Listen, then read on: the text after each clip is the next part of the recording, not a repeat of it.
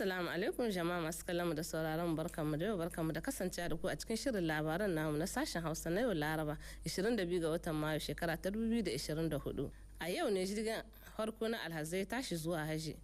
Prime Minister shugaban gwamnati Ali Muhammad Lamin Zain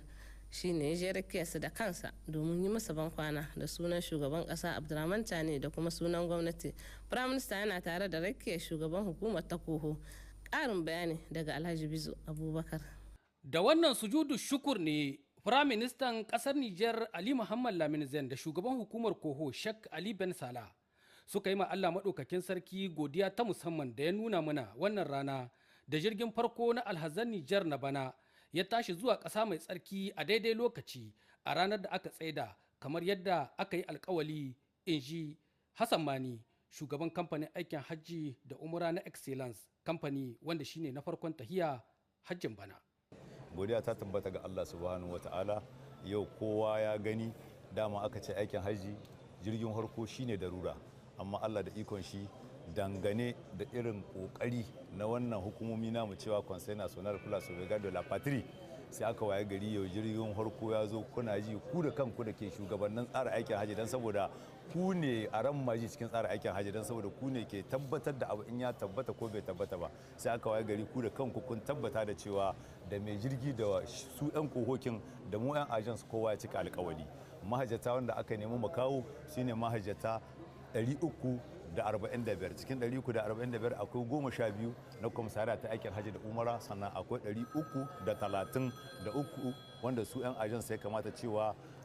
group kita wadda nake shugabanci ita ce group excellence. Kuma Allah mai kwame komi kowa ya amsa kira, kuma insha Allah rabbi cikin ɗan lokaci kalilan insha Allah rabbi za su cirawa. Bayan sun zagaya a cikin jirgin, Firaminista Ali Muhammad Lamin Zain da kuma shugaban hukumar Koho Sheikh Ali Ben Salah sun isar da gaisuwa ta musamman zuwa ga alhazan Nijar tare da fatan alheri da sunan shugaban ƙasa, shugaban majalisar ceton ƙasa Brigadier Janar Abdurrahman Chani da kuma gwamnatin ceton ƙasa. Da sunan shugaban ƙasa General Chani, waɗannan masu tafiya haji wanda Allah ya sa su ne farkon tafiya, mun gani duk irin abu da matakai da aka ɗauka. Allah ya sa ga sunan jirgi ya zo sun shiga, muna addu'a yadda Allah subhanahu wata'ala ya sa za su tafi lafiya, su je su yi haji su dawo mana gida lafiya. Na isar da sakon shugaban ƙasa su yi addu'a ƙasa Allah kawo mana lafiya da zaman lafiya, Allah sa ƙasa ta zamna lafiya, kuma Allah sa mu samu damina mai albarka. Duk irin wannan abubuwa da muke gani, musamman 'yan ta'adda da suke kawo mana hari a ƙasa, Allah ya mana maganin su. Waɗanda suka rigaye mu gidan gaskiya, Allah ubangiji ya gafarta musu, Allah sa aljanna ce makomarsu. Ƙasar nan tamu babbar ƙasa ce, insha Allah Allah zai fidda mu daga cikin wannan ƙange, kuma Allah saka muku da alkhairi.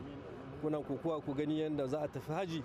Allah ya sa kuma ku samu ɗan romo a ciki. Kyaukyawar safiya tun daga marecenta ake gani, in ji Hausawa. To dangance da haka ne a irin yadda aka gudanar da shi wannan tsarin aikin hajji da kyau a cikin sauƙi. Shugabanni na kamfanonin aikin hajji da umra na Nijar kakab baki ɗaya suke cike da farin ciki, kuma suke fata Allah maɗaukakin sarki ya sa a kammala wannan hajji a cikin sauƙi kamar yadda aka soma, in ji Abbas Ibrahim, ɗaya daga cikin waɗanda suka wakilci masu ajans ɗin a wannan safiya ta yau lokacin tashin jirgin farko. Godiya ta tabbata ga Allah, kamar da kuka ga cewa shugabanninmu firaminista da kuma shugaban Koho sun yi sujuda ta godiya ma Allah subhanahu wata'ala da ya gwada muna wannan yini wanda yake muke jira. Shine malam Bahaushe ke cewa namu ba irin nasu bane. Muna yi ma Allah godiya saboda ba mu taba gani ba a ce jirgi kafin alhazai masu je ƙasa mai tsalki, ruwan zamzam ɗin da kowane alhaji ke guri ya kawo gida, to wannan ruwan zamzam ya riga shi kamar da kuka shaida. Kenan godiya ce ga Allah da ya gwada muna wannan abokin aikinmu wanda yake Niger Airlines Abdulaziz, sai mu ce Allah ya kara mai sa'a. Allah subhanahu wa ta'ala yadda wannan jirgi ya sauka ya ɗauki alhazai, Allah ya sauke su lami lafiya. Allah ya gwada muna kuma ƙarshen alhazai na ƙarshe cewa su ma sun sauka lami lafiya kuma sun dawo sun samu gida lami lafiya. Hakika muna gode ma shugabanninmu musamman ma'ana shugaban kasa da prime minister da dukkan shugabanmu na koho Ben Sala da suka kawo gudunmawarsu da kuma abokan aiki masu agents waɗanda suka ba ma'ana Niger Airlines goyon baya, su ma muna gode musu kuma muna yi mutu fata alheri. Allah subhanahu wa ta'ala ya ƙara ɗaukaka. Saboda haka muke kira cewa a ba mai kaya kayan shi sai a huta. Saboda haka muna kira ga waɗannan alhazai waɗanda suka je da kuma sauran alhazan Nijar baki daya cewa ƙasa tana biya su haƙƙi, saboda a ciki suke rayuwa, a ciki suke samun dukkan amfanin rayuwarsu. Saboda haka a roƙa mu wannan ƙasa Allah ya ba mu kwanciyar hankali, Allah kuma ya taimaki shugabanninmu, Allah ya kare su. Allah subhanahu wa ta'ala arzikin da muka sani a cikin Nijar da wanda ba mu sani ba, Allah subhanahu wa ta'ala ya sa ya bunƙasa, Allah subhanahu wa ta'ala ya sa kun mu ci salami lafiya. A ƙarshe muna addu'a da fatan hajjul mabrur wa zamban magfur wa sa'ayan mashkur wa tijaratan lan tabur ga duk illahirin alhazan Nijar baki daya na wannan shekara ta bana. Bayan wannan rakiya da ya yi ma alhazai, Prime Minister Ali Muhammad Lamin Zan ya yi bulaguro zuwa Injamena babban birnin kasar Chad domin yin wata ziyara ta aiki.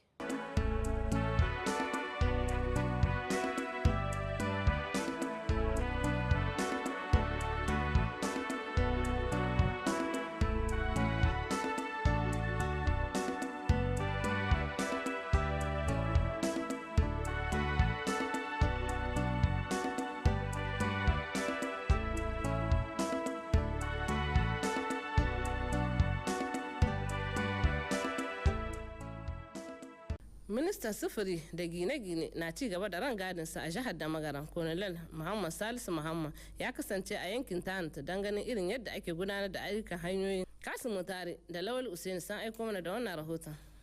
Gane ma idan shi yadda ake tafiyar da waɗannan aikace-aikace na gine-ginen hanyoyi da kuma yadda ake tattalin su da irin matsalolin da ake cin karo da su da kuma irin hanyoyin da ya kamata a bi don ƙara inganta su. Wannan shine ma'anar wasu daga cikin dalilan da ya sa mai girma ministan da ke kula da sha'anin gine-gine da hanyoyi ke wato wannan rangadi a cikin wannan jiha ta da magaram,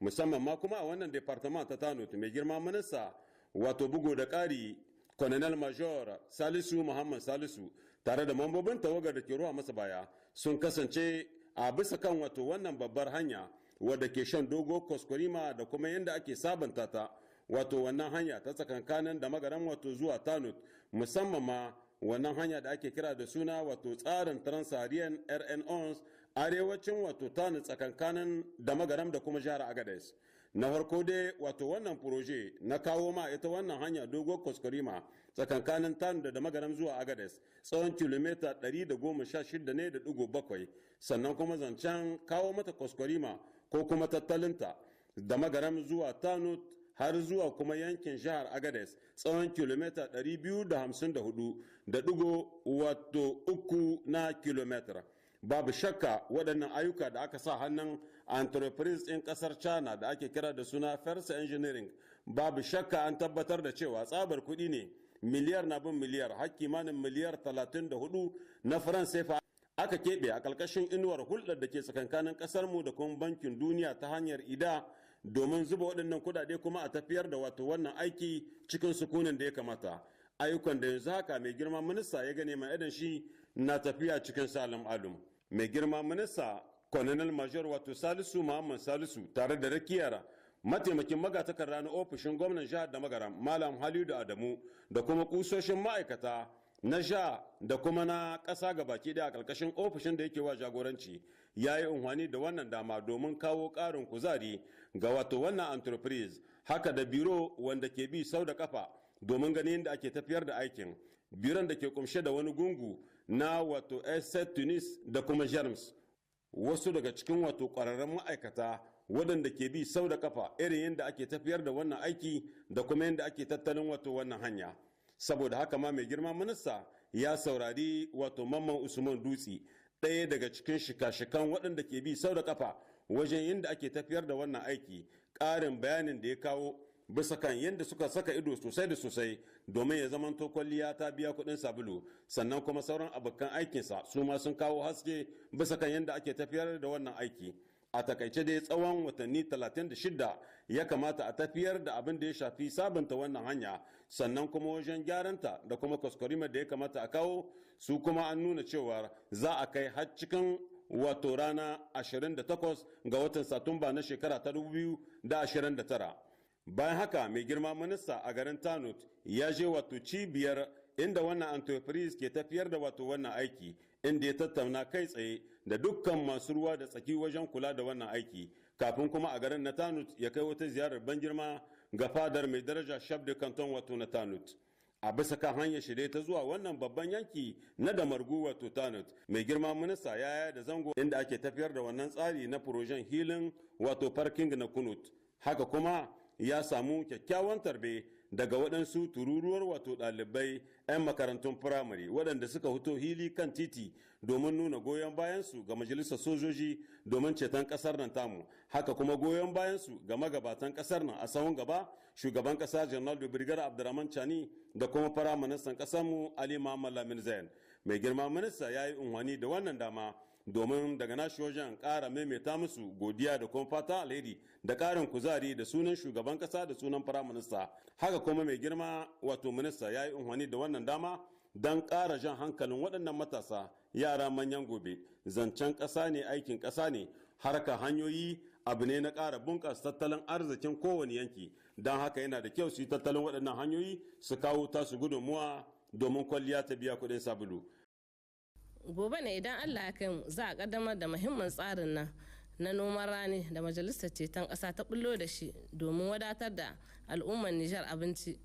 Daga da magaram Kasim Mutare ya aiko mana da rahoto na share fage game da albarkatun noma da suke kunshi a jihar ta da magaram. Rana ɗaya wadda babu shakka cikin ikon Allah za ta shiga cikin tarihin zaman rayuwar al'ummar da magaram. Ita ce wannan rana Alhamishi 23 ga wannan wata na Mayu shekara ta 2024. Babu shakka a wannan rana ta Alhamishi ne daga karkarar wato Kasamma, Communal ta Kasamma cikin departament ɗin wato da magaram ta Kaya za a yi babbar hidima ta inganta manya-manyan gandari ta hanyar wannan gagaraman tsari na muhikarin abincin bakinmu ta hanyar cimaka daban-daban, tsari wanda aka malakarin sunan program Grand Irrigation na shugaban kasa shugaban majalisar sojoji domin ceton kasar nan tamu wato General de Brigade Abdurrahman Chani, wanda Allah ya ba husa'ar kirkiro wato wannan babban tsari na yin da babu shakka birni da karkara za mu samu wadatar abinci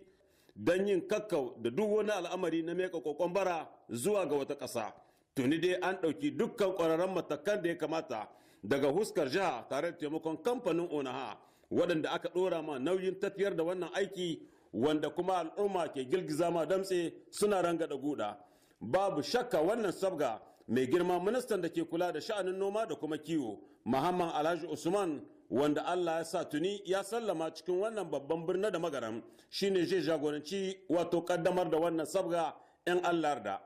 Mai girma minista ya samu kyakkyawan tarbe a filin jirgin sama na ƙasa da ƙasa na nan da magaram daga gwamnan jihar da magaram Kanal Isuhu Labo, wanda ke tare da makarabansa. Sannan kuma ya samu ya gaisa mai girma ministan da ke kula da sha'anin noma da kiwo da mai alhurma sarkin da magaram Alhaji Abubakar Sanda Umaru da wakiltaccen hukuma na da magaram, sannan da sarakunan gargajiya musamman ma na gurfamakin 'ya'yan hulani da kuma abzinawa, sannan da kusoshin ma'aikata na koli da kuma na jiha, sannan da wakilan jama'an tsaro. A wani gagaraman taro da ya jagoranta isowar shi nan cikin birnin da magaram bayan gaisuwar barka da zuwa daga gwamnan jiha Kanal Isuhu Labo da kuma ƙarin bayani daga ƙwararrun ma'aikata, mai girma ministan da ke kula da sha'anin noma da kuma kiwo Muhammad Alhaji Usman ya bayyana dalla-dalla irin niyya ta alheri dangance da wannan tsari wanda ke shaƙe a zuciyar shugaban ƙasarmu shugaban majalisar sojoji domin ceton ƙasar nan tamu Janar da Brigade Abdurrahman Chani, wanda ya ce tsaye ke tsayin daka ta kowane hali domin ganin mun yi ƙarhin abincin bakinmu a ko'ina cikin faɗin ƙasar nan. Wannan hanya ce mafi ala ta samun cikakken 'yanci da kuma samun ci gaba. Gashi kuma yanzu mai girma minista jihar da magaram Allah ya hore mana wurare da dama tubarkalla korama da dai makamantansu waɗanda za a yi tafiyar da wannan aiki tubarkalla. Mu sanar da kuwa ƙarshe albarkacin wannan aiki tuni dai an keɓe kusan eka 100 da yanka domin kawo kwaskwarima a biskan waɗannan ekoki don inganta wannan tsari cikin wannan gagarumin aiki da ake kira da suna program grand irrigation na shugaban ƙasa mai girma general de brigade Abdurrahman Chani. Mai girma ministan da ke kula da sha'anin noma da kuma kiwo yau da marice ya yi unhani da wannan dama a nan cikin birnin da magaram domin gudanar da ziyarce-ziyarce a ofishin ma'aikatu daban-daban da yake wa jagoranci. To jama'a masu kallon mu da sauraron duka-duka anan muka zo ƙarshen labarin namu na yau, sai kuma gobe idan Allah ya kai mu, a madadin abokan aikina da suka taimaka min ni da na gabatar da shi nake ce muku mu huta lahiya.